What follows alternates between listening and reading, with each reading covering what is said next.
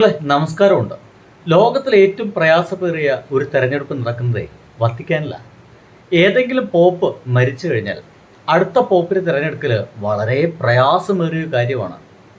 ഈ പള്ളിയച്ചന്മാരെല്ലാവരും കൂടിയിട്ട് അടുത്ത പോപ്പാവാനുള്ള ആളുകൾ കൂടിയിട്ട് ഒരു പള്ളിക്കുള്ളിൽ അങ്ങോട്ട് കൂടും. മീറ്റിംഗാണ്. രാവിലെ മുതലേ മീറ്റിംഗ് തുടങ്ങും, വൈകുന്നേരം വരെ ഉണ്ടാവും. അതിനിടയ്ക്ക് ഇവർ ഭക്ഷണം കഴിക്കുന്നുണ്ടോ ആവോ, അതൊന്നും എനിക്കറിയില്ല കേട്ടോ.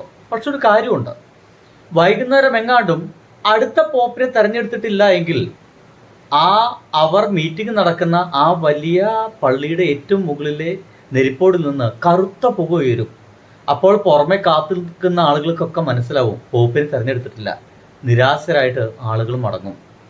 ഇനി എങ്ങാൻ പോപ്പിനെ തെരഞ്ഞെടുത്തിട്ടുണ്ട് എങ്കിൽ ഒരു വെളുത്ത പുകയായിരിക്കും അതിന് മുകളിൽ കൂടി പോവുക. അപ്പം എല്ലാവരും കൈയടിക്കും, ആഘോഷിക്കും, പോപ്പിനെ തിരഞ്ഞെടുത്തു. ഏതാണ് പോപ്പ് എന്നൊന്നും അറിയത്തില്ല കേട്ടോ.